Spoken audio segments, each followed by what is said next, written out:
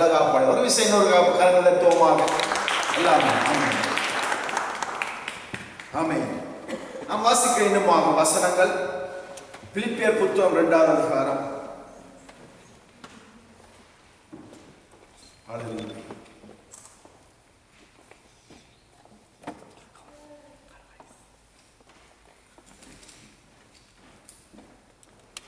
பிலிப்பியர் 2வது அதிகாரம்.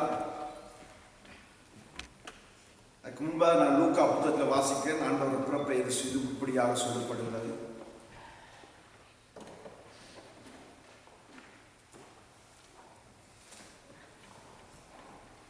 இரண்டாவது அதிகாரம் 10வது வசனம் 11வது வசனம். தேவதூதன் அவர்களை நோக்கி, பயப்படாதிருங்கள், இதோ எல்லா ஜனத்துக்கும் மிகுந்த சந்தோஷத்தை உண்டாக்கும் நற்செய்தியை உங்களுக்கு அறிவிக்கிறேன். எல்லா உலகத்தில் எல்லா ஜனங்களுக்கும் சந்தோஷம் உண்டாகிற நற்செய்தியை உங்களுக்கு நான் அறிவிக்கிறேன். இன்று கர்த்தராகிய கிறிஸ்து என்னும் இரட்சகர் உங்களுக்கு தாவீதின் ஊரிலே பிறந்திருக்கிறார். பிள்ளையை துணியில் சுற்றி முன்னணியில் கிடைத்திருக்க காண்பீர்கள். இதுவே உங்களுக்கு அடையாளம் என்றார். அந்த சமயம் பரமசேனையின் திரளான அந்த தூதன் தோன்றி, உன்னதமாக இருக்கிற தேவனுக்கு மகிமையும் பூமியிலே சமானமும் மனுஷர் மேல் பிரியமும் உண்டாவதாக என்று சொல்லி தேவனை துதித்தார்கள். பாருங்க, ஆண்டவர் பிறந்திருக்கிறது. உலகம் முழுவதும் சந்தோஷம். பாருங்க, சந்தோஷம். அது மாத்திரமல்ல, சொல்லப்படுறது உன்னதத்தில் தேவனாயிருக்க மகிமையும் பூமியிலே சமானம். ஆண்டவர் பிறக்கம் என்பது பூமியில சமானமே இருக்கவில்லை.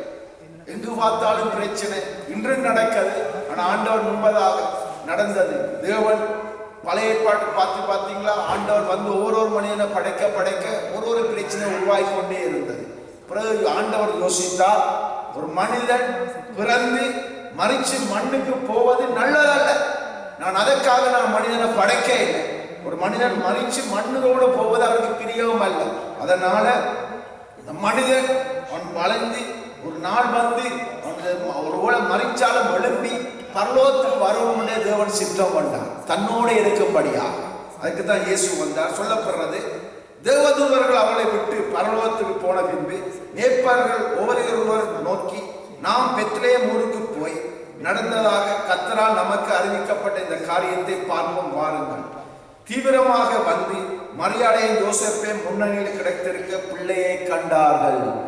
அதுக்கு அடையாளமாக வச்சிருக்காங்க. பாருங்க, ஆண்டவர் பிறந்தது. நாங்கள் அதை கும்பிடுவது இல்லை, ஒரு அடையாளம். இப்படித்தான் மாட்டு தொழுது பாருங்க, ஆண்டவர் பிறந்திருந்தார். நாங்க பிறக்கும் போது ஹாஸ்பிட்டல்ல பிறந்திருப்போம், வீட்டுல பிறந்திருப்போம், அழகாக. ஆனால் ஆண்டவர் பிறந்ததே மிகவும் மிக மிக சொல்லப்படுறது. கண்டு அந்த பிள்ளையை குறித்து தங்களுக்கு சொல்லப்பட்ட சங்கதியை பிரசித்தம் பண்ணார்கள். மேய்ப்பராலே தங்களுக்கு சொல்லப்பட்டதை கேட்ட யாவரும் அவளை குறித்து ஆச்சரியப்பட்டார்கள். மரியாதை அந்த சங்கதியை எல்லாம் என் இதயத்தில் வைத்து சிந்தனை பண்ணினார்.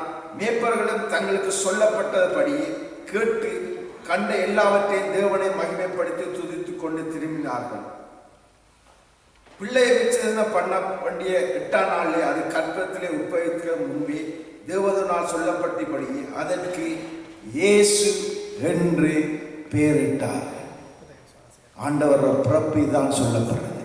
மீண்டுமாக இன்னொரு பாடலை கேட்க போறோம்.